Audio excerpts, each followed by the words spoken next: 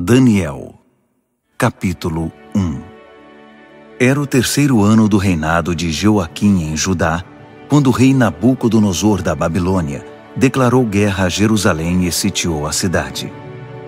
O Senhor entregou o rei Joaquim de Judá nas mãos dele, com alguns utensílios do templo de Deus. Nabucodonosor levou o rei e os utensílios para a casa do tesouro do seu Deus, na terra da Babilônia, a antiga Sinear. O rei ordenou a Aspenaz, chefe de pessoal do palácio, que escolhesse alguns israelitas da família real e da nobreza, jovens que fossem saudáveis e de boa aparência, inteligentes e de boa formação, de potencial para cargos de liderança no governo, gente de elite, e lhes ensinasse a língua e a cultura da Babilônia. O rei ordenou também que servissem a eles o mesmo cardápio do rei. Comiam do bom e do melhor e o mais fino vinho. Depois de 3 anos de treinamento, assumiriam cargos na corte do rei. 4 homens de Judá, Daniel, Ananias, Misael e Azarias, estavam entre os escolhidos. O chefe de pessoal do palácio deu a eles nomes babilônicos. Daniel passou a chamar-se Beltesazar. Ananias foi chamado Sadraque. Misael foi chamado Mesaque. E Azarias foi chamado Abed-nego. Mas Daniel decidiu que não iria ficar impuro com a comida do rei, nem beber o vinho dele. Por isso pediu ao chefe de pessoal do palácio que o autorizasse a não comer do cardápio do rei. Pela graça de Deus, o chefe de pessoal do palácio gostou de Daniel e autorizou, mas o advertiu. Tenho medo que meu senhor o rei possa fazer. Foi ele quem determinou esse cardápio. E se perceber que vocês não estão saudáveis como os outros, vai pedir minha cabeça. E então Daniel apelou ao responsável que havia sido designado pelo chefe de pessoal do palácio para cuidar dele, de Ananias, Misael e Azarias. Faça uma experiência conosco por 10 dias. Traga apenas vegetais e água. Depois nos compare com os jovens que se alimentam do cardápio do rei e tome sua decisão. O responsável por eles concordou e os alimentou com vegetais e água durante 10 dias. Ao final dos 10 dias, eles tinham aparência melhor e pareciam mais saudáveis que todos os outros. Assim, o responsável continuou a dispensá-los da comida e da bebida do cardápio do rei e servia-lhes apenas vegetais. Deus deu a esses 4 jovens conhecimento e habilidades em todas as áreas, tanto teórica quanto prática. Além disso, Daniel tinha o dom de interpretar todo tipo de visões e sonhos. Ao final do tempo determinado pelo rei para o treinamento, o chefe de pessoal do palácio os levou para a presença de Nabucodonosor. Quando os entrevistou, o rei os achou muito melhores que todos os outros. Ninguém estava tão bem quanto Daniel, Ananias, Misael e Azarias. E assim eles assumiram suas responsabilidades na corte do rei. Sempre que o rei os consultava sobre qualquer assunto, teórico ou prático, eles se mostravam 10 vezes melhores que todos os magos e encantadores do reino juntos. Daniel continuou no serviço do rei até o 1º ano do reinado do rei Ciro. Daniel, capítulo 2. No 2º ano do seu reinado, o rei Nabucodonosor teve alguns sonhos que o estavam deixando maluco, tanto que ele nem conseguia mais dormir. Chamou então todos os magos, encantadores, feiticeiros e astrólogos da Babilônia para que interpretassem seus sonhos. Quando estavam todos na presença do rei, ele disse: Tive um sonho e não consigo tirá-lo da cabeça. Não vou conseguir dormir até saber o que significa. Os astrólogos, falando em aramaico, disseram: Que o rei viva para sempre. Conte-nos o sonho e vamos interpretá-lo. O rei respondeu: Meu decreto é este. Se vocês não conseguirem me dizer qual é o sonho e me dar a interpretação, vou fazer picadinho de vocês e destruir suas casas. Mas se me contarem o sonho e derem a interpretação, Vou encher vocês de presentes e serão muito honrados. Então, digam-me qual foi o sonho e me deem a interpretação. Eles responderam: Vossa Majestade, por favor, conte-nos o sonho. Então daremos a interpretação. Mas o rei disse: Eu sei o que vocês estão tentando fazer. Vocês só querem ganhar tempo. Sabem que estão numa enrascada, e se não conseguirem me contar o sonho, estarão numa fria. Estou até vendo. Vocês vão inventar uma história qualquer e me enrolar até que eu mude de ideia. Nada disso. Primeiro me contem o sonho, e então vou saber se são capazes de me dar a interpretação ou se estão só me enrolando. Os astrólogos responderam: Ninguém em nenhum lugar do mundo pode fazer o que o rei está pedindo. E nenhum rei jamais pediu uma coisa dessas a nenhum mago, encantador ou astrólogo. O que Vossa Majestade está pedindo é impossível, a não ser que algum deus o revele. E os deuses não vivem no meio de gente como nós. A resposta deixou o rei furioso. Ele perdeu a paciência e ordenou que todos os sábios da Babilônia fossem executados. A sentença de morte foi anunciada, e Daniel e seus amigos estavam entre os condenados à morte. Enquanto Arioque, chefe da guarda real, fazia os preparativos para a execução, Daniel sabiamente chamou-o de lado e lhe perguntou o que estava acontecendo. Por que o rei deu uma ordem como essa, tão de repente? Arioque explicou a razão de tudo, e Daniel foi procurar o rei, pedindo um pouco de tempo para que pudesse interpretar o sonho. Daniel foi para casa e contou a seus amigos, Ananias, Misael e Azarias, o que estava acontecendo. Ele pediu que orassem ao Deus dos céus por misericórdia, para solucionar o mistério, e assim poderem escapar da morte. Naquela noite, a solução do mistério foi revelada a Daniel numa visão. Daniel louvou ao Deus dos céus, dizendo: Bendito é o nome de Deus para todo sempre. Deus é sábio e todo-poderoso. Ele muda as estações e conduz a história. Escolhe reis e também os depõe. Ele dá tanto a sabedoria quanto o discernimento. Ele abre as profundezas, revela os segredos, conhece o que há na escuridão. A luz transborda dele. Ó Deus dos meus antepassados, a ti toda a minha gratidão e todo o meu louvor. Tu me tornaste sábio e forte, e agora nos mostraste o que pedimos. Tu resolveste o mistério do rei. Assim Daniel voltou a falar com Arioque, o encarregado da execução.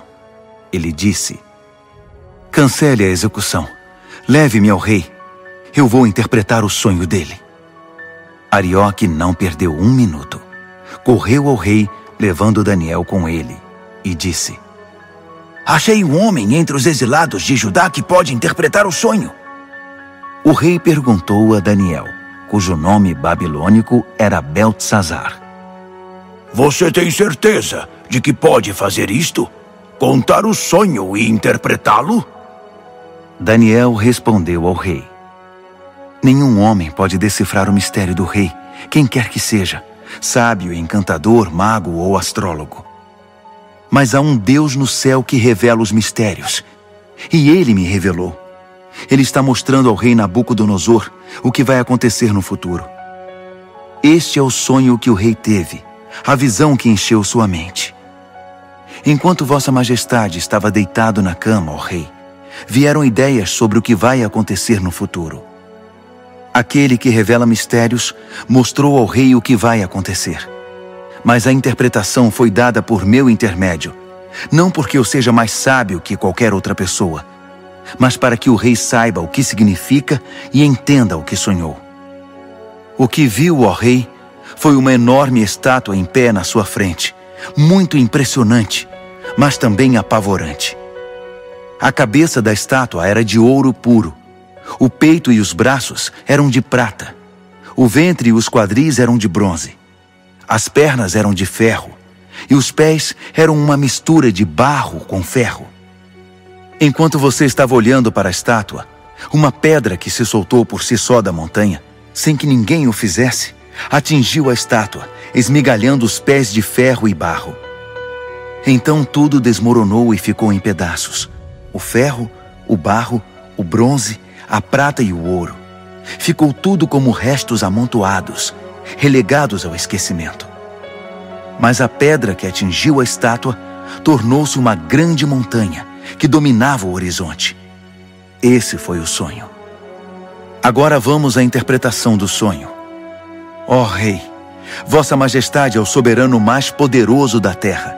O Deus do céu deu tudo ao Senhor: governo, poder, força e glória. Ele o designou responsável pela humanidade e por todos os animais do campo e as aves do céu, no mundo todo. O rei é o cabeça de todos os governantes. É a cabeça de ouro. Mas seu reino será tomado por outro reino, inferior ao seu, e este por um terceiro, o reino de bronze, que governará toda a terra. Por fim, um quarto reino, forte como o ferro, assumirá o poder. Assim como o ferro despedaça tudo que atinge, esse vai quebrar, esmigalhar e pulverizar todos os reinos anteriores. Mas os pés e os dedos dele, que são uma mistura de ferro e barro, significam que o reino será dividido, mas ainda haverá a força do ferro.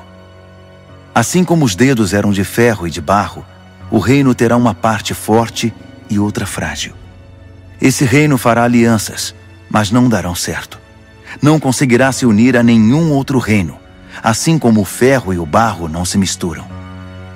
Mas no tempo desses reinos, o Deus do céu edificará um reino que nunca será destruído, nem nunca será dominado por outro. No final, esmagará os outros reinos, destruirá todos eles e será eterno. Será como a pedra que se soltou por si só da montanha, sem que ninguém o fizesse, que esmigalhou o ferro, o bronze, o barro, a prata e o ouro.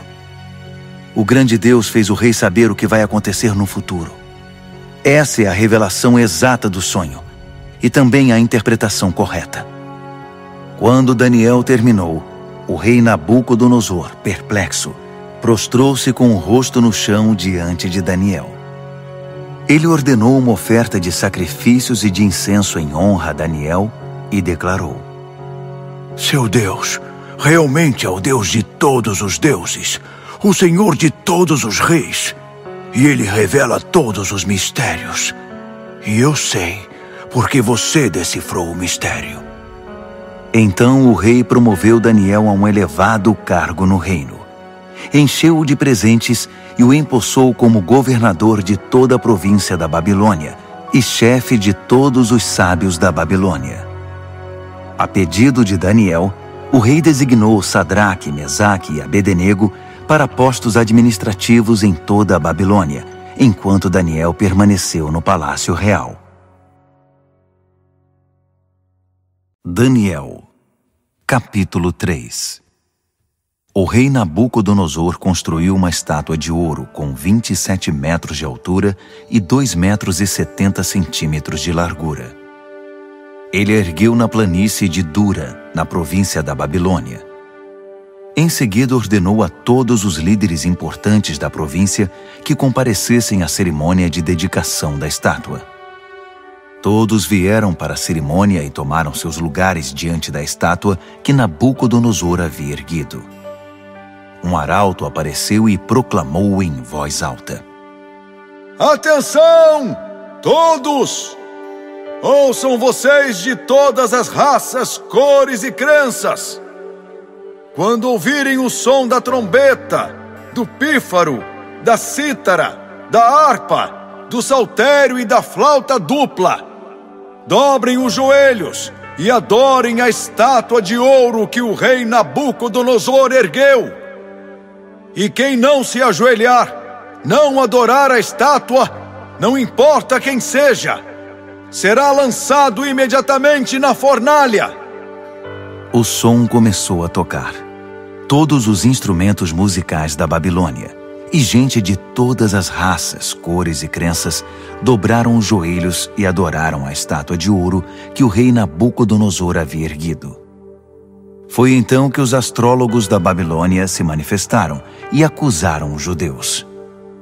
Eles disseram ao rei Nabucodonosor: Que o rei viva para sempre.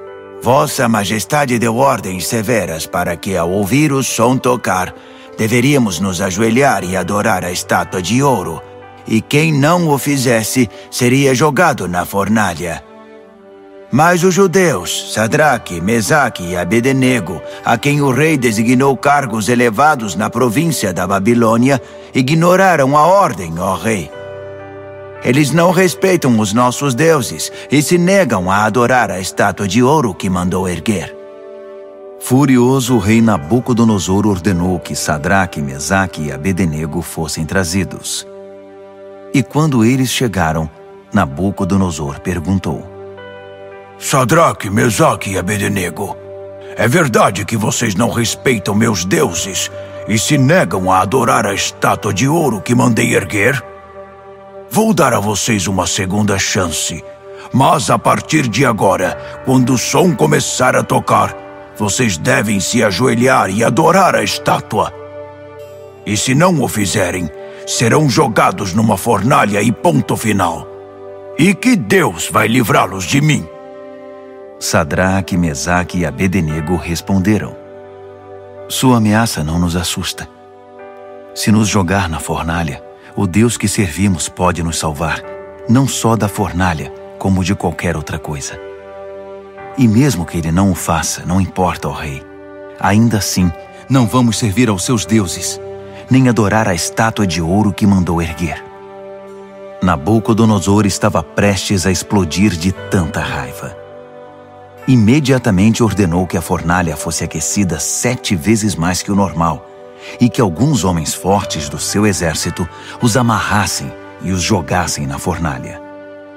Sadraque, Mesaque e Abednego, com os pés e mãos amarrados e vestidos em suas roupas, foram jogados na fornalha extremamente quente. Por causa da ordem do rei, a fornalha estava tão quente que só as chamas foram suficientes para matar os homens que carregaram Sadraque, Mesaque e Abednego. E eles acabaram caindo fornalha dentro. De repente, o rei Nabucodonosor levantou-se num salto e perguntou: Não jogamos 3 homens com os pés e as mãos amarrados? Responderam os homens. Isso mesmo, senhor! Exclamou o rei. Vejam, estou vendo 4 homens andando para lá e para cá no fogo, e eles estão bem. E o 4º homem parece um filho dos deuses. Não é possível. Nabucodonosor foi até a entrada da fornalha ardente e chamou: Sadraque, Mesaque e Abednego, servos do Deus Altíssimo, saiam, venham para cá. E Sadraque, Mesaque e Abednego saíram do meio do fogo. Todos os líderes do governo e os conselheiros do rei se reuniram para examiná-los e viram que o fogo não havia causado nenhum arranhão nos 3, nem um fio de cabelo queimado, nem cheiro de fumaça na roupa deles. Nabucodonosor exclamou: Bendito seja o Deus de Sadraque, Mesaque e Abednego! Ele enviou seu anjo e salvou seus servos. Eles confiaram no seu Deus, a ponto de ignorar as ordens do rei e arriscaram sua vida, mas não serviram nem adoraram outros deuses. Por isso decreto: todo, de qualquer lugar, cor, raça ou crença, que disser alguma coisa contra o Deus de Sadraque, Mesaque e Abednego, será despedaçado, e sua casa será destruída. Nunca houve um Deus que salvasse como esse. Então o rei promoveu Sadraque, Mesaque e Abednego na província da Babilônia. Daniel, capítulo 4. O rei Nabucodonosor a todos, de todas as raças, cores e crenças do mundo. Paz e prosperidade a todos. É um privilégio contar a vocês os grandes milagres que o Deus Altíssimo fez por mim. Seus milagres são impressionantes, e suas maravilhas surpreendentes. Seu reino dura para sempre, e seu governo soberano é eterno. Eu, Nabucodonosor, vivia tranquilo no meu palácio, mas tive um sonho, quase um pesadelo, que me deixou abalado. Mandei buscar todos os sábios da Babilônia para que interpretassem o sonho. Quando todos estavam reunidos, magos, encantadores, astrólogos e adivinhos, contei-lhes o sonho, mas ninguém conseguiu dizer o significado. Mas veio Daniel, um homem cheio do Espírito Santo Divino, e contei a ele o sonho. O seu nome babilônico é Beltesazar, assim chamado em homenagem ao meu Deus. Beltesazar, eu disse, chefe dos magos, sei que você é um homem cheio do Espírito Santo Divino e que não há mistério que você não consiga desvendar. Ouça este sonho que eu tive e interprete-o para mim. Isto foi o que vi deitado na minha cama. Havia uma grande árvore no centro do mundo.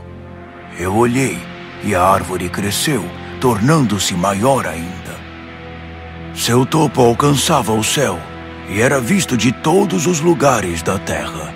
Suas folhas eram belas e seus frutos fartos, produzindo comida suficiente para todos. Os animais se abrigavam debaixo dela e as aves faziam ninhos nos galhos. Todo mundo dependia dela. E enquanto eu ainda estava deitado, vi também isto. Um anjo desceu do céu e ordenou: derrubem a árvore, cortem seus galhos, arranquem suas folhas e espalhem seus frutos. Caçem os animais que estão debaixo dela e espantem os pássaros de seus galhos, mas deixem o toco e as raízes presos com ferro e bronze junto à relva do campo. Deixem que ele seja molhado pelo orvalho do céu e se alimente de capim com os animais. Que ele perca a mente humana e seja como um animal, e assim seja até que se passe 7 tempos. Os anjos anunciam esse decreto, as santas sentinelas trazem essa sentença, para que todos que vivem saibam que o Deus Altíssimo tem domínio sobre os reinos dos homens. Ele conduz tudo conforme seu querer, e de gente simples faz poderosos. Isso é o que eu, rei Nabucodonosor, sonhei. Beltesazar, agora é sua vez de interpretar o sonho para mim. Ninguém entre os sábios da Babilônia conseguiu ver sentido algum nele, mas tenho certeza de que você pode interpretá-lo, pois é cheio do Espírito Santo Divino. Daniel, Beltesazar, ficou tão apavorado por um momento que nem conseguia falar. Disse o rei: Beltesazar, fique calmo. Não deixe que o sonho e a interpretação o assustem. Disse Beltesazar: meu senhor, gostaria que esse sonho fosse sobre seus inimigos e a interpretação para seus adversários. A árvore que você viu e que cresceu e ficou tão alta que o topo alcançava o céu, visível dos 4 cantos da terra. A árvore de folhagem viçosa e fartos frutos, suficiente para todos. A árvore sob a qual os animais buscavam refúgio e na qual as aves faziam seus ninhos. É o Senhor, ó Rei. Vossa Majestade é a árvore. Você cresceu e ficou forte. Sua Majestade atinge o céu e seu governo se estende aos 4 cantos da terra. E os anjos que desciam do céu proclamando: derrubem a árvore, destruam-na, mas deixem o toco e suas raízes na terra, presos com ferro e bronze junto à relva do campo. Deixem que ele seja molhado pelo orvalho do céu e que se alimente de grama com os animais durante 7 tempos. Isso, ó Rei, também se refere ao Senhor. Significa que o Deus Altíssimo proclamou uma sentença contra o rei. Será tirado do convívio dos homens e viverá com os animais. Se alimentará de capim como os bois e se molhará com o orvalho do céu. Isso durará 7 tempos, e o Senhor aprenderá que o Deus Altíssimo tem o domínio dos reinos dos homens e conduz tudo conforme seu querer. A parte sobre o toco da árvore e suas raízes que são deixados, significa que seu reino ainda será devolvido, depois que o Senhor reconhecer que é Deus quem tem domínio sobre tudo. Portanto, ó rei, aceite meu conselho. Abandone seus pecados e comece a viver diferentemente. Deixe essa vida de maldades, viva com justiça e cuide dos necessitados e desamparados. Só assim o Senhor continuará a viver tranquilo. Tudo isso aconteceu ao rei Nabucodonosor. Passados apenas 12 meses, ele estava andando pela sacada do palácio real na Babilônia e, de repente, exclamou orgulhoso: Olhe para tudo isto.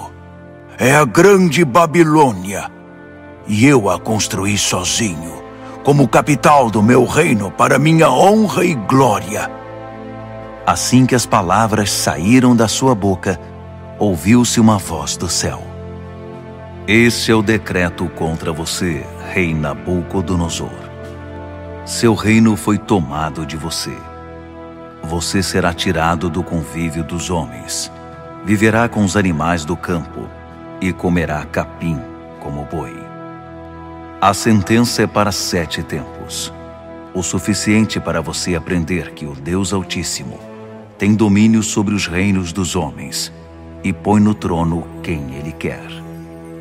Isso aconteceu imediatamente. Nabucodonosor foi tirado da convivência dos homens, comeu capim como boi e se molhou com o orvalho do céu. Seu cabelo cresceu como as penas da águia, suas unhas como as garras do falcão. Ao final daquele período, eu, Nabucodonosor, olhei para o céu, recobrei o juízo e bendisse o Deus Altíssimo, agradecendo e glorificando ao Deus que vive para sempre. Seu domínio dura para sempre, seu reino nunca será decadente. A vida na terra é insignificante. Deus faz tudo conforme seu querer. Ninguém pode opor-se à sua vontade. Ninguém pode questioná-lo ou desafiá-lo. Ao mesmo tempo em que recobrei o juízo, recuperei a majestade e a glória do meu reino. Todos os líderes e gente importante vieram me ver. Fui restabelecido como rei no meu reino e me tornei maior que antes. E é por isso que eu, Nabucodonosor, canto e louvo ao Rei do céu. Tudo o que ele faz é justo, e ele o faz da maneira certa. Ele sabe como tratar gente orgulhosa e tem o poder para torná-los humildes. Daniel, capítulo 5. O rei Belsazar convidou Humilde e seus nobres para um grande banquete. O vinho era muito bem servido. Então Belsazar, que já estava alto por causa do vinho, ordenou que as taças de ouro e prata que seu pai Nabucodonosor havia tomado do templo de Deus em Jerusalém fossem trazidas para que ele, seus nobres, suas mulheres e concubinas pudessem beber nelas. Quando as taças de ouro e prata foram trazidas, o rei, os nobres e aquelas mulheres começaram a usá-las. Beberam seu vinho e, já bêbados, louvaram seus deuses de ouro, prata, bronze, ferro, madeira e pedra. Naquele exato momento, os dedos de uma mão humana apareceram e começaram a escrever na parede rebocada do palácio, na parte mais iluminada. Quando o rei viu a mão escrevendo na parede, ficou pálido, muito assustado. Suas pernas ficaram bambas, tremiam sem parar, e os joelhos batiam um no outro. Ele gritou para que chamassem os encantadores, os astrólogos e os adivinhos, e prometeu: Quem conseguir ler esta escrita na parede e me disser o que significa, será famoso e rico. Ganhará um manto de púrpura e uma bela corrente de ouro, e será o terceiro mais importante do reino. Todos tentaram, mas ninguém conseguiu enxergar um sentido nas palavras escritas na parede. Ninguém conseguia entender o que estava escrito, muito menos interpretá-lo. Então o rei ficou apavorado, pálido, em completo estado de choque. Os nobres também estavam em pânico. A rainha soube que o rei e os nobres estavam em estado de choque e veio ao salão do banquete. Ela disse: "Que o rei viva para sempre. Não se assustem, não fiquem aí sentados pálidos desse jeito. Há um homem no reino que é cheio do Espírito Santo divino. Durante o reinado do seu pai, ele ficou conhecido pelo seu brilho intelectual e por sua sabedoria espiritual. Ele era tão capaz que seu pai, o rei Nabucodonosor, fez dele o chefe de todos os magos, encantadores, adivinhos e astrólogos. Não havia ninguém como ele. Ele conseguia fazer qualquer coisa: interpretar sonhos, decifrar mistérios, explicar enigmas. Seu nome é Daniel, mas o rei mudou o nome dele para Beltesazar. Mande chamar Daniel. Ele vai ler o que está escrito aí." Assim Daniel foi chamado. O rei perguntou: "Você é Daniel, que foi um dos exilados que meu pai trouxe de Judá? Já ouvi falar que você é cheio do Espírito Santo, tem uma mente brilhante e é incrivelmente sábio. Os sábios e encantadores foram trazidos aqui para ler esta escrita na parede e interpretá-la, mas nenhum deles conseguiu ler nada. Mas ouvi dizer que você interpreta sonhos e decifra mistérios. Então, se você conseguir ler e interpretar, será um homem famoso e rico. Ganhará o manto de púrpura e uma bela corrente de ouro, e será o terceiro mais importante do reino." Daniel respondeu ao rei: "Pode ficar com os presentes ou dá-los a outra pessoa. Mas vou ler a escrita para o rei e interpretar seu significado. Ouça, ó rei, o Deus Altíssimo deu a seu pai Nabucodonosor um grande reino e uma gloriosa reputação. Deus o fez muito poderoso, e pessoas de todos os lugares, de toda raça, cor ou crença, se sentiam intimidadas por ele. Ele as matava ou poupava, como e quando queria. Promovia ou humilhava as pessoas como bem desejava. Então Deus o humilhou e o privou de todo o poder. Ele foi tirado do convívio dos homens e passou a viver como animal. Comeu capim como boi e se molhou com o orvalho do céu até aprender esta lição: que o Deus Altíssimo tem domínio sobre os reinos dos homens e põe no trono quem ele quer.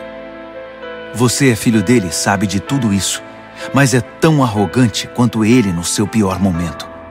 Olhe para você mesmo. Quer competir com o Senhor do céu? Você mandou buscar as taças sagradas do templo dele só por farra, para que o Senhor, seus nobres, suas mulheres e concubinas pudessem beber nelas. O rei usou as taças sagradas para brindar seus deuses de prata e ouro, de bronze e ferro, de madeira e pedra, deuses cegos, surdos e mudos.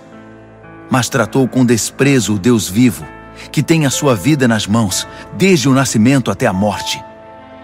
Deus enviou a mão que escreveu na parede, e o que está escrito é: Mene, Tekel e Peres.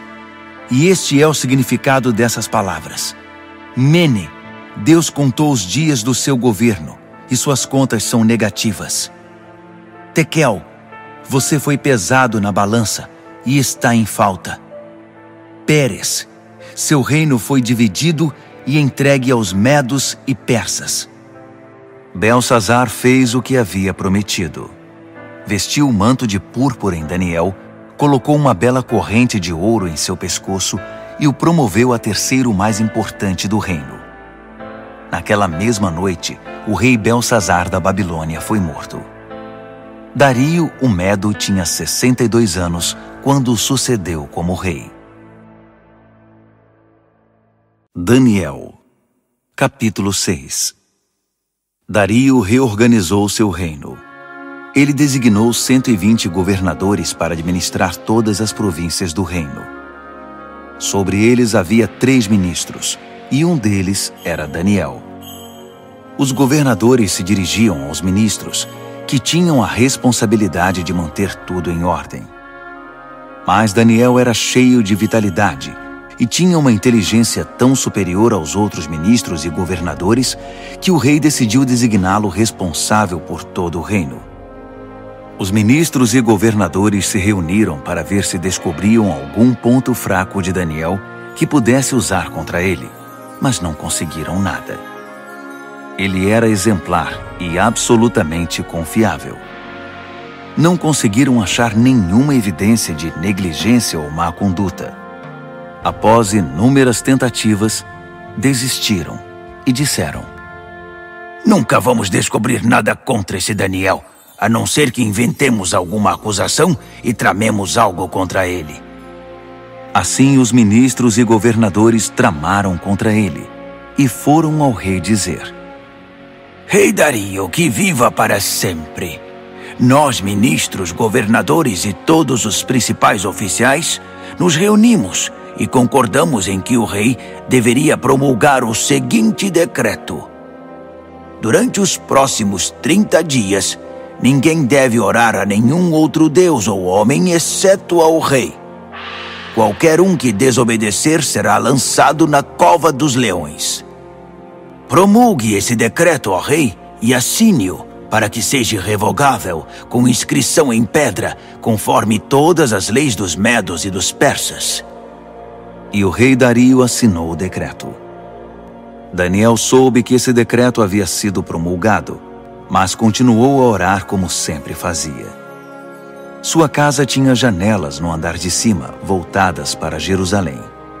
3 vezes ao dia, ele se ajoelhava ali em oração, agradecendo e louvando a Deus. Os conspiradores vieram e o viram orando, pedindo a ajuda de Deus. Imediatamente foram ao rei e o lembraram do decreto. O rei não assinou uma lei proibindo qualquer pessoa de orar a qualquer deus ou homem, exceto ao rei durante 30 dias?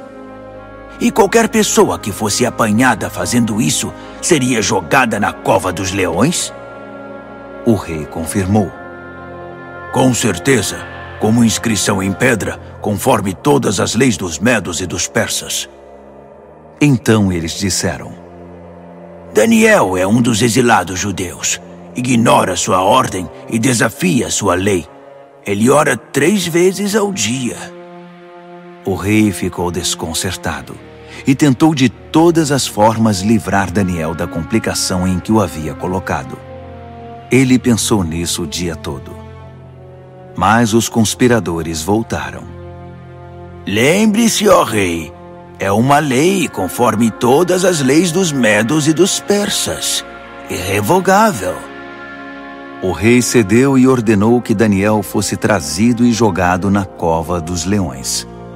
Mas ele disse a Daniel: Seu Deus, a quem você é tão leal, vai livrar você desta situação. Uma pedra foi colocada sobre a entrada da cova. O rei selou a pedra com seu anel e com os anéis de todos os seus nobres, porque não podia ser revogado.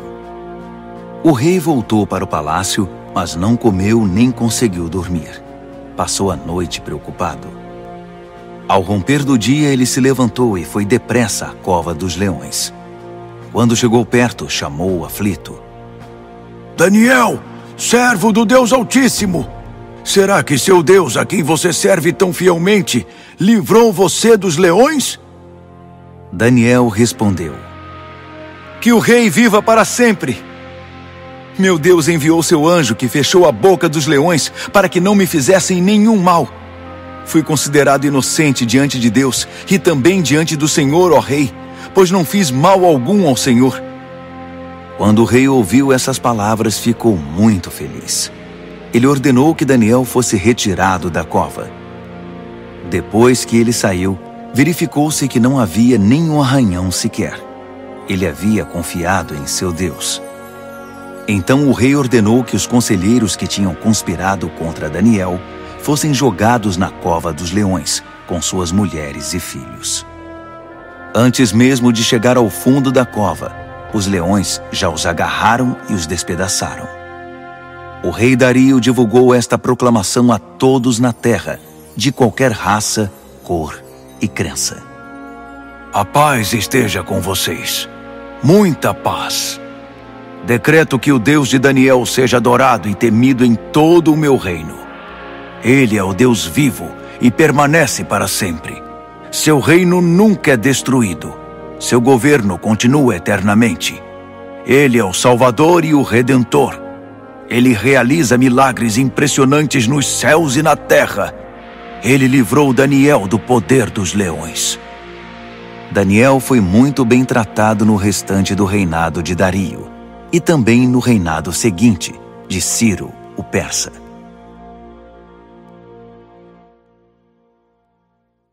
Daniel, capítulo 7.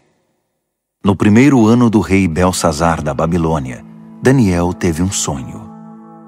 O que ele viu enquanto dormia o apavorou. Um verdadeiro pesadelo. E ele escreveu seu sonho. No meu sonho, naquela noite, vi os 4 ventos dos céus soprando e formando uma grande tempestade no mar. 4 animais enormes, diferentes uns dos outros, subiam do mar. O primeiro animal parecia um leão, mas tinha asas de águia. Enquanto eu observava, suas asas foram arrancadas. Ele foi levantado e ficou de pé como um homem. Em seguida, deram-lhe um coração humano. Depois vi um segundo animal, que parecia um urso. Ele se levantou, segurando 3 costelas nas mandíbulas, e recebeu esta ordem: ataque, devore tudo, encha a barriga.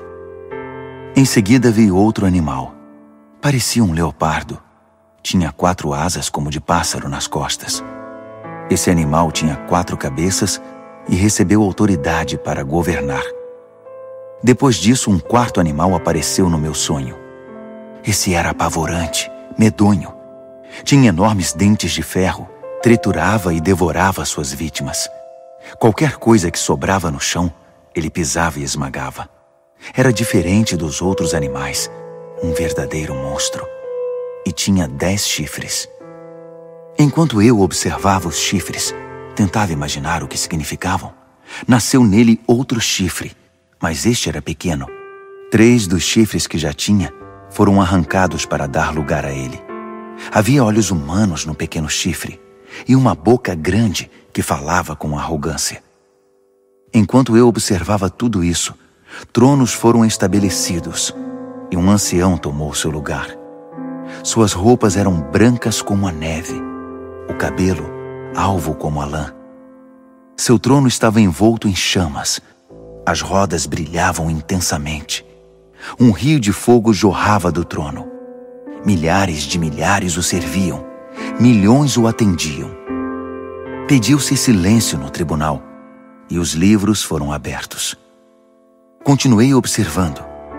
O chifre pequeno falava com arrogância e enquanto eu observava, o monstro foi morto e seu corpo foi lançado no fogo. Os outros animais viveram ainda algum tempo, mas não fizeram nada, não tinham poder para governar. Meu sonho continuou. Então vi alguém, um filho de homem, chegando no meio de nuvens. Ele se aproximou do ancião e foi apresentado a ele. Ele recebeu poder para governar, toda a glória da realeza.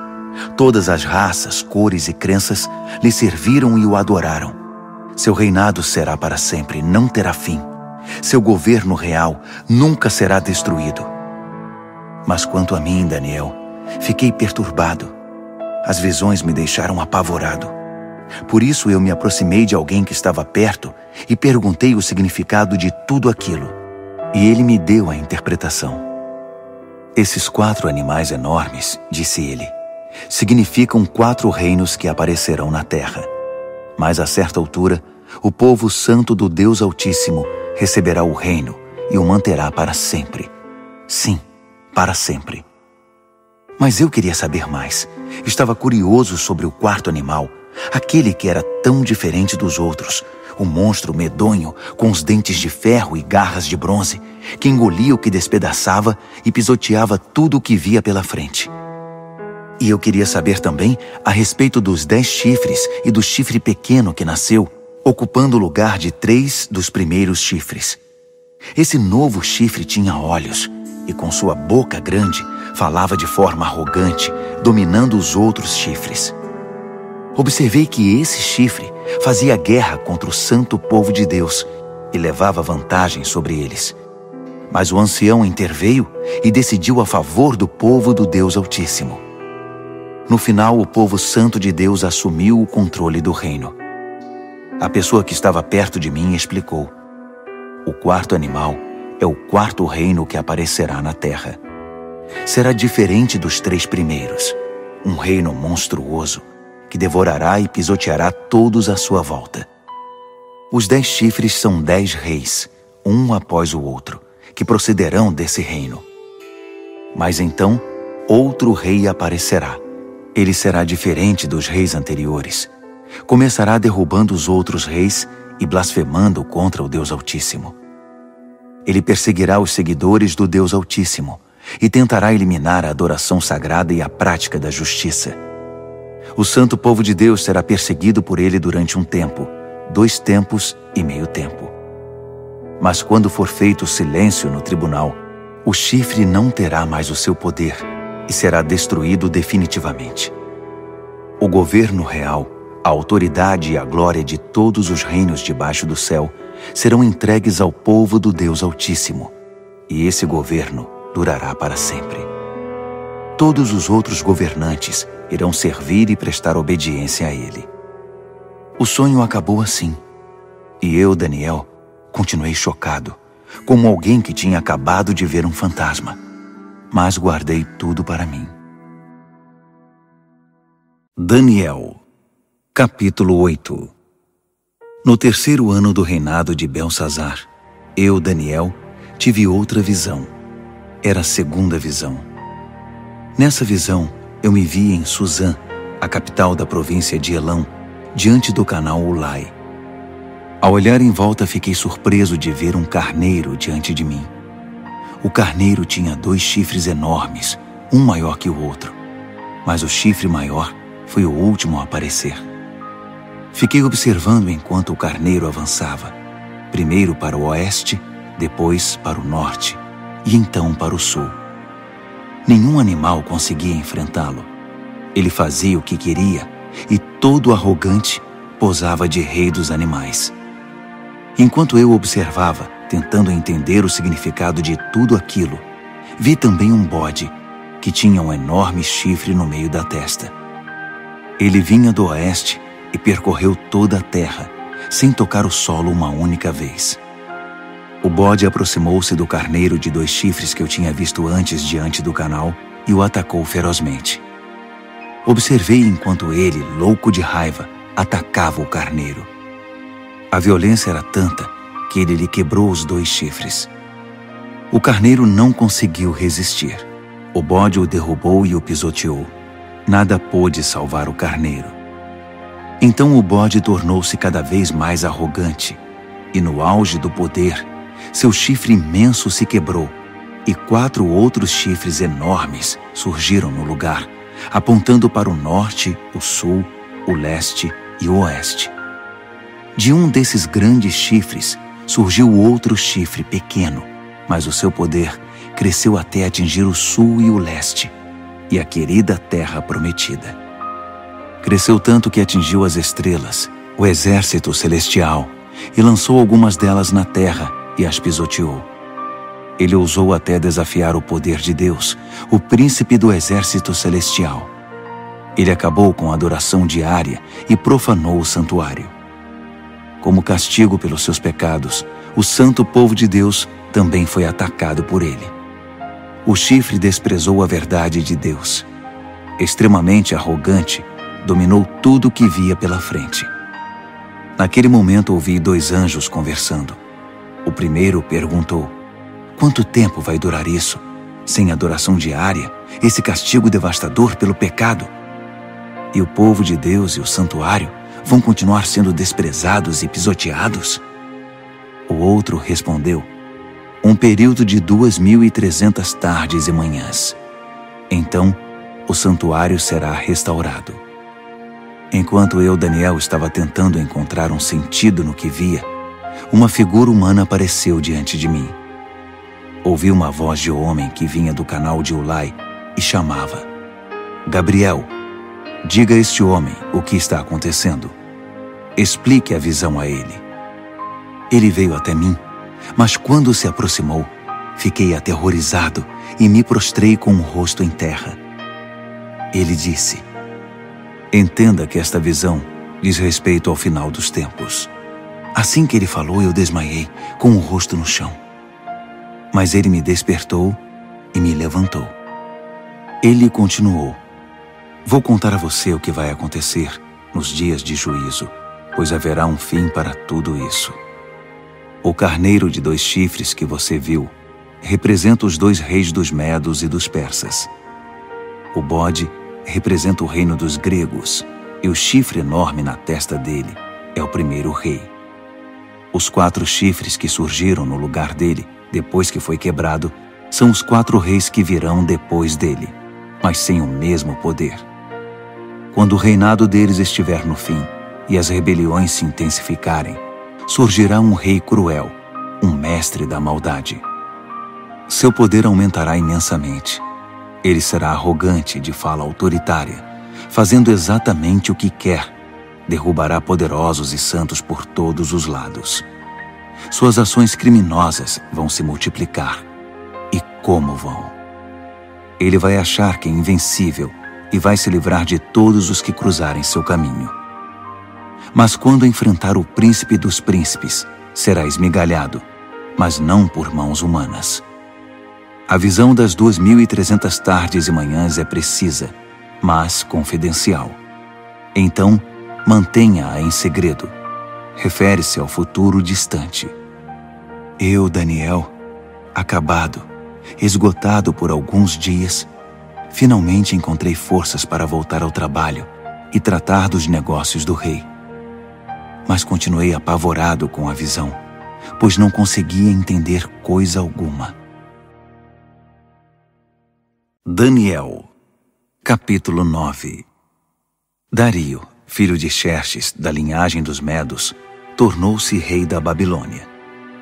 No primeiro ano do seu reinado, eu, Daniel, meditava nas Escrituras, e de acordo com a mensagem do Eterno ao profeta Jeremias, Jerusalém teria de ficar em ruínas durante 70 anos. Recorri ao Senhor Deus em busca de uma resposta, orava com dedicação e sinceridade, jejuava, vestia pano de saco e me ajoelhava nas cinzas. Derramei meu coração e abri minha alma para o Eterno, meu Deus. Ó Senhor, grande e soberano Deus, Tu nunca falhas em cumprir a Tua aliança. Nunca desistes daqueles que Te amam e obedecem ao que ordenas. Mas nós pecamos de todas as formas possíveis. Cometemos pecados terríveis, fomos rebeldes, enganamos e pegamos atalhos para fugir dos Teus caminhos. Fizemo-nos de surdos diante dos Teus servos, os profetas, que pregaram Tua mensagem aos nossos reis e líderes, aos nossos pais e a todo o povo da terra.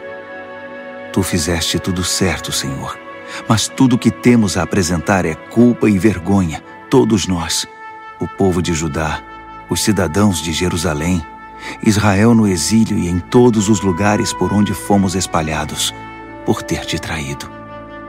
Ah, sim, fomos envergonhados publicamente, todos nós, nossos reis, líderes, pais, diante do mundo. Mas foi bem merecido, por causa do nosso pecado. A Tua compaixão é nossa única esperança, ó Senhor, o nosso Deus, porque na nossa rebeldia abrimos mão dos nossos direitos. Não prestamos atenção em Ti quando nos disseste como deveríamos viver, nem obedecemos ao ensinamento proclamado por Teus servos, os profetas. Todos nós em Israel optamos por Te ignorar. Desprezamos Tuas instruções para fazer apenas o que era do nosso agrado. E agora estamos pagando por isso. A maldição expressa claramente na revelação feita a Moisés, servo de Deus, agora está fazendo efeito entre nós. É o salário do nosso pecado contra Ti. Fizeste a nossos governantes o que prometeste fazer. Trouxeste desgraça sobre nós em Jerusalém, a pior já registrada. E como estava escrito na revelação de Deus a Moisés, a catástrofe foi total. Nada foi poupado. Nós nos mostramos obstinados no nosso pecado, sem nunca considerar Tuas orientações, ignorando Tuas advertências. Assim, com razão, deixaste que a desgraça viesse sobre nós com tudo. Tu, ó Eterno, Tens todo o direito de fazer isso, pois nós te ignoramos de maneira persistente, com muita culpa no cartório. Ó Senhor, Tu és nosso Deus, pois livraste Teu povo da terra do Egito numa grande demonstração de poder. O povo ainda fala nisso. Confessamos que pecamos, que vivemos uma vida de maldades. Como sempre tens agido, consertando as coisas e endireitando as pessoas. Por favor, afasta Tua grande ira contra Jerusalém, que é Tua cidade, Teu santo monte. Sabemos que foi por culpa nossa que isso aconteceu. Tudo por causa do nosso pecado e do pecado de nossos pais. E agora estamos envergonhados diante de todos. Somos motivo de zombaria na nossa vizinhança. Por isso, ouve, ó Deus, esta oração sincera do Teu servo. Tem misericórdia do Teu santuário arruinado. Age de acordo com o que és, não segundo o que somos. Atende nossa oração, ó Deus. Abre os olhos e observa a nossa cidade arruinada, a cidade chamada pelo Teu nome. Sabemos que não merecemos Tua atenção. Nosso apelo é a Tua compaixão.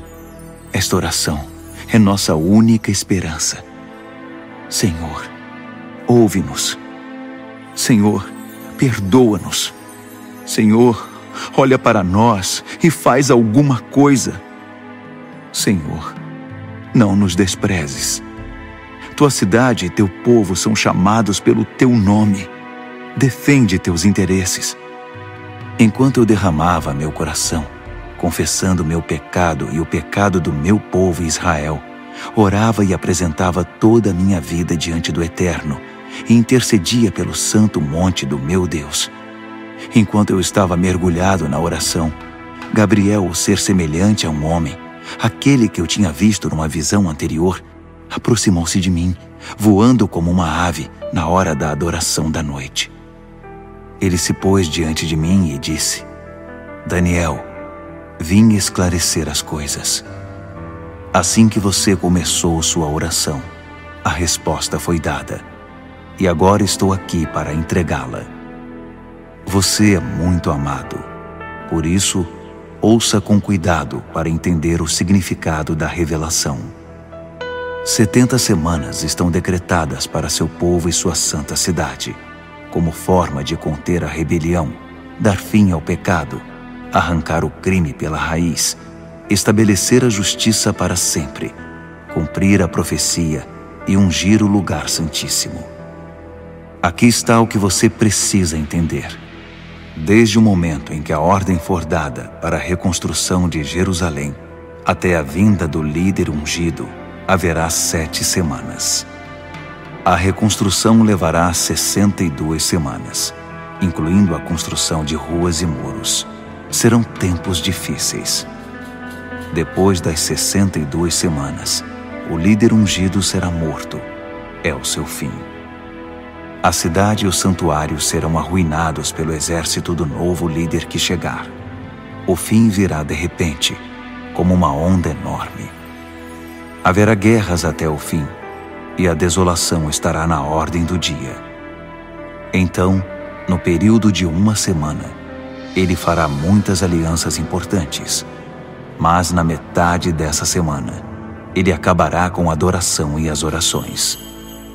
No lugar da adoração, irá se instalar a besta da profanação, que permanecerá ali até finalmente ser destruída.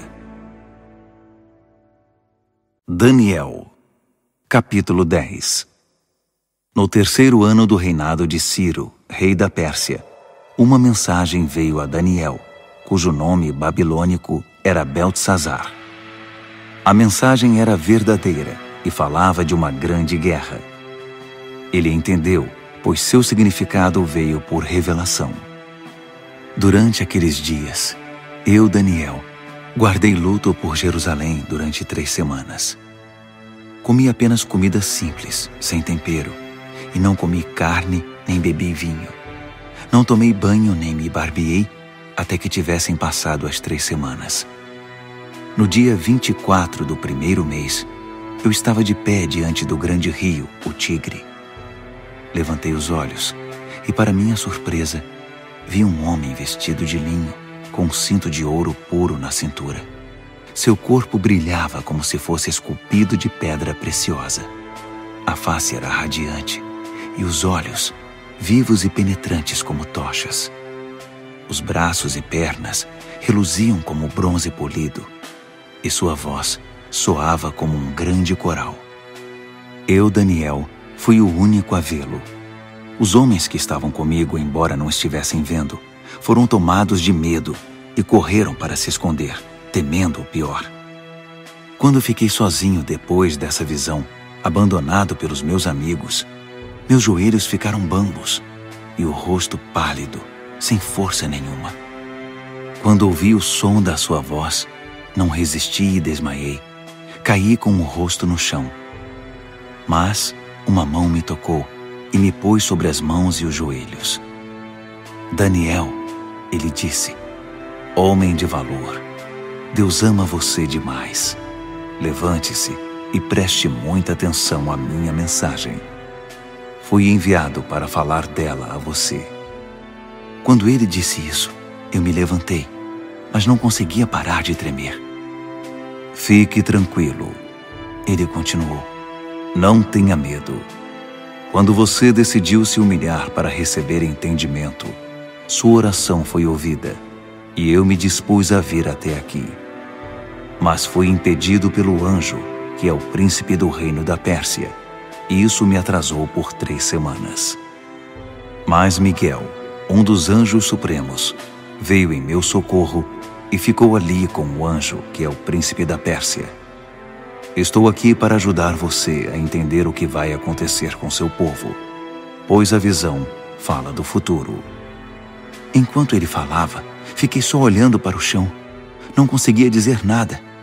E fui surpreendido por algo parecido com uma mão humana que me tocou os lábios. Então abri a boca e comecei a falar. Quando vi, fiquei apavorado. Minhas pernas ficaram bambas. Eu não conseguia me mexer. Como é possível que eu, um humilde servo, fale com alguém como o Senhor? Estou completamente paralisado. Mal consigo respirar. Aquele ser, que parecia humano, me tocou outra vez e me deu forças. Ele disse, não tenha medo. Fique em paz. Você é amado demais. Tudo vai ficar bem. Tenha coragem. Seja forte. Enquanto ele ainda falava, veio-me coragem e retomei as forças. Então eu disse, pode falar, porque o Senhor me deu forças. Ele disse, você sabe por que vim aqui? Preciso voltar para lutar contra o anjo que é o príncipe da Pérsia. E depois que eu o tirar do caminho, chegará o anjo que é o príncipe da Grécia. Mas antes deixe-me contar a você o que está escrito no livro da verdade. Ninguém me ajuda na minha luta contra esses seres, a não ser Miguel, o anjo, que é o príncipe de vocês. Daniel, capítulo 11. Eu tenho ajudado da melhor maneira possível, desde o 1º ano do reinado de Dario, rei dos Medos. Mas agora deixe-me dizer como estão as coisas. Outros 3 reis da Pérsia aparecerão, e depois deles um 4º rei, que será muito mais rico que os outros. Quando ele achar que já tem poder suficiente, ganho com sua riqueza, declarará guerra contra o reino da Grécia. Nesse momento, aparecerá um rei poderoso, que dominará um enorme território e conduzirá tudo como bem entender. Mas no auge do seu poder, quando tudo estiver aparentemente bem, seu reino se dividirá em 4 partes: norte, sul, leste e oeste. Mas seus herdeiros não receberão nada. Não haverá continuidade do poder, pois outros o tomarão. Em seguida, o rei do sul se fortalecerá, mas um dos seus príncipes será mais forte que ele e governará um território ainda maior. Depois de alguns anos, os dois se tornarão aliados, e a filha do rei do sul se casará com o rei do norte para consolidar o acordo. Mas a influência dela enfraquecerá, e seu filho não sobreviverá. ela, seus servos, seu filho e seu marido serão traídos. Algum tempo depois, alguém da família real aparecerá e assumirá o trono. Ele assumirá o comando do exército, invadirá o norte e alcançará grande vitória. Ele tomará os deuses de metal deles e todos os utensílios de ouro e prata que os acompanham e os levará para o Egito. Passado algum tempo, o rei do norte se recuperará e invadirá a terra do rei do sul, mas não terá sucesso. Terá de bater em retirada. Mas seus filhos formarão um exército gigante e descerão como uma inundação, um ataque impetuoso sobre as defesas do sul. Furioso, o rei do sul sairá e enfrentará o rei do norte, que estará à espera com seu enorme exército, mas, apesar disso, será derrotado. Enquanto os cadáveres são tirados do campo, o rei, com muita sede de sangue, sairá massacrando dezenas de milhares. Mas sua vitória não vai durar muito, pois o rei do norte reunirá um exército ainda maior que o anterior, e depois de alguns anos, voltará à batalha com inúmeros soldados, muito arsenal e provisões inesgotáveis. Naqueles dias, muitos outros se engajarão na batalha contra o rei do sul. Revoltosos do seu próprio povo, embriagados por sonhos de poder, se ajuntarão a eles, mas acabarão frustrados. Quando o rei do norte chegar, fará rampas de cerco e conquistará a cidade fortificada. Os exércitos do sul serão despedaçados diante dele. Nem mesmo suas famosas tropas de choque conterão o agressor. Ele entrará todo arrogante, como se fosse o dono de tudo. Ele se apossará da linda terra e se instalará aí. Depois, prosseguirá para ter controle total. Fará um tratado de paz e até dará sua filha em casamento ao rei do sul, parte de uma trama para destruí-lo de vez. Mas o plano será um fiasco, não será bem sucedido. Mais tarde, voltará sua atenção para as regiões costeiras e fará inúmeros prisioneiros. Mas um general intervirá e dará um basta às suas ameaças. Quem metia medo ficará amedrontado. Ele voltará para casa e passará a cuidar dos próprios negócios. Mas a essa altura já estará acabado e logo já não se ouvirá mais falar dele. Ele será sucedido por um perdedor, já com seu governo, sua reputação e sua autoridade em frangalhos. Por isso não durará muito, sairá da história rapidamente, sem nem mesmo ter lutado. Seu lugar será preenchido por um sujeito desprezado e desprezível. Mas ele surpreenderá todos, saindo como que do nada e se apossando do reino. Ele avançará como um rolo compressor, e até o príncipe da aliança será esmagado.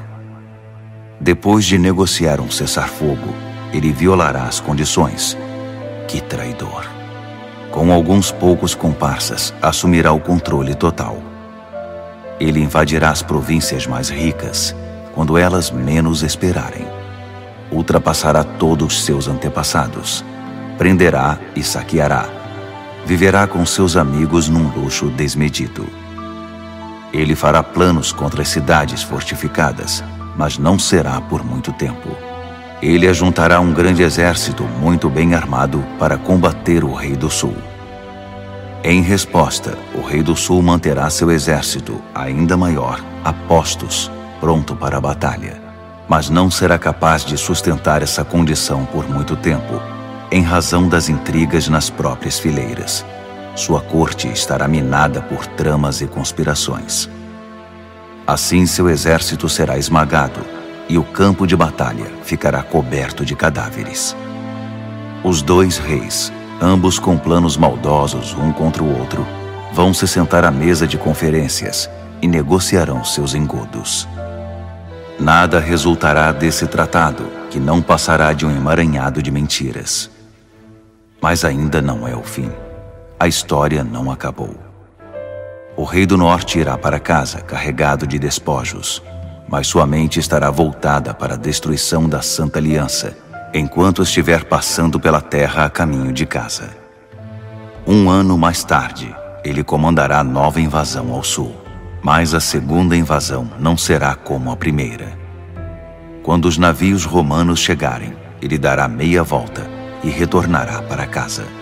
Mas ao passar pela terra, seu ódio contra a Santa Aliança será despertado. Ele fará acordo com todos os que se dispuserem a trair a Santa Aliança, tomando o partido deles. Suas forças entrarão marchando e profanarão o santuário e a cidadela. Eles irão banir a adoração diária, substituindo-a pela besta da profanação. O rei do norte honrará os que traírem a Santa Aliança, corrompendo-os ainda mais com sua conversa sedutora. Mas os que forem leais a Deus tomarão posição firme a favor de Deus. Os que mantiverem o bom senso ensinarão o bem às multidões pelo exemplo. Eles serão submetidos a provas terríveis durante um certo período. Alguns serão mortos, outros queimados, alguns exilados, outros roubados. Quando a prova for muito difícil, receberão alguma ajuda, mas não muita. E muitos dos pretensos ajudadores se portarão com indiferença. A provação refinará e purificará os que mantiverem o bom senso e permanecerem leais, porque há ainda mais por vir. Enquanto isso, o rei do norte estará agindo sem impedimento. Ele se levantará a uma posição superior à de qualquer deus, e até mesmo ousará desafiar o Deus dos deuses. Por um tempo isso será tolerado, até que se complete esse tempo de juízo. Pois o que foi decretado precisa ser cumprido. Ele não terá respeito algum pelos deuses dos seus antepassados, nem mesmo pelo Deus predileto das mulheres. Desprezando qualquer Deus, o rei do norte se inchará de orgulho e se achará maior que todos eles. Ele chegará a ponto de desprezar o Deus dos santos, e no lugar em que Deus é adorado, colocará em exibição, com generoso ornamento de prata, ouro e pedras preciosas, um Deus novo, do qual nunca se ouviu falar. Marchando sob a bandeira desse Deus estranho, ele atacará as principais fortalezas. Promoverá todos os que seguirem esse Deus, dando a eles cargos importantes e recompensando-os com concessões de terras. Na conclusão dessa história, o rei do sul o enfrentará, mas o rei do norte se lançará contra ele como um furacão, com seus carros e cavalos e uma grande frota de navios, e varrerá tudo que estiver no seu caminho. Ao entrar na linda terra, as pessoas cairão diante dele como peças de dominó. Só Edom, Moabe e alguns amonitas escaparão. Ele vai avançar, dominando país após país. Nem o Egito escapará. Ele confiscará o ouro, a prata e todos os bens valiosos do Egito. Os líbios e os etíopes cairão com ele. Mas nesse momento, relatos perturbadores virão do norte e do leste e o farão entrar em pânico. Furioso, ele se apressará em suprimir a ameaça. Mas assim que armar suas tendas entre o mar Mediterrâneo e o Monte Santo, inúmeras tendas reais, ele encontrará seu fim. E não haverá uma alma viva por perto para ajudá-lo. Daniel, capítulo 12. Esse será o momento quando Miguel, o grande anjo, que é o príncipe defensor do seu povo, entrará em cena. Será um tempo de desgraça, a pior desgraça que o mundo já conheceu. Mas seu povo será salvo da desgraça, todos os que tiverem o nome escrito no livro.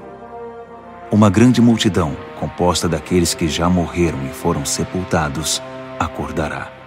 Alguns para a vida eterna, outros para a vergonha eterna. Homens e mulheres que viveram de forma sábia e justa brilharão como a noite sem nuvens, repleta de estrelas. E os que conduziram outras pessoas ao caminho certo brilharão como estrelas para sempre. Este é um relato confidencial, Daniel, para seus olhos e ouvidos somente. Mantenha-o em segredo. Guarde o livro fechado à chave até o final. Nesse ínterim, haverá uma busca frenética para se tentar entender o que está acontecendo. Enquanto eu, Daniel, ouvia tudo isso, apareceram 2 seres, um do lado do rio em que eu estava e o outro do outro lado. Um deles perguntou a um terceiro homem vestido de linho que estava acima das águas do rio: até quando vai continuar essa história intrigante? O homem vestido de linho, que estava acima das águas do rio, levantou as mãos para o céu. Ouvi quando ele jurou solenemente pelo Eterno que seria um tempo, 2 tempos e meio tempo, e que quando o opressor do povo santo fosse derrubado, a história chegaria ao seu final. Ouvi tudo isso claramente, mas não entendi. Por isso perguntei: Senhor, pode me explicar isso? Continue a fazer o que está fazendo, Daniel. Ele disse: a mensagem é confidencial e será guardada a chave até o fim, até que tudo chegue à sua conclusão. O povo será purificado e renovado, mas os maus continuarão sendo maus, sem ter a menor ideia do que está acontecendo. Já os que viverem de forma sábia e justa entenderão tudo. A partir do momento em que a adoração diária for abolida do templo e a besta da profanação for introduzida no seu lugar, vão se passar 1290 dias. Abençoados os que persistirem pacientemente durante os 1335 dias. E você prossiga em sua jornada, sem ficar ansioso ou preocupado. Fique tranquilo. Quando tudo tiver passado, você se levantará para receber sua recompensa.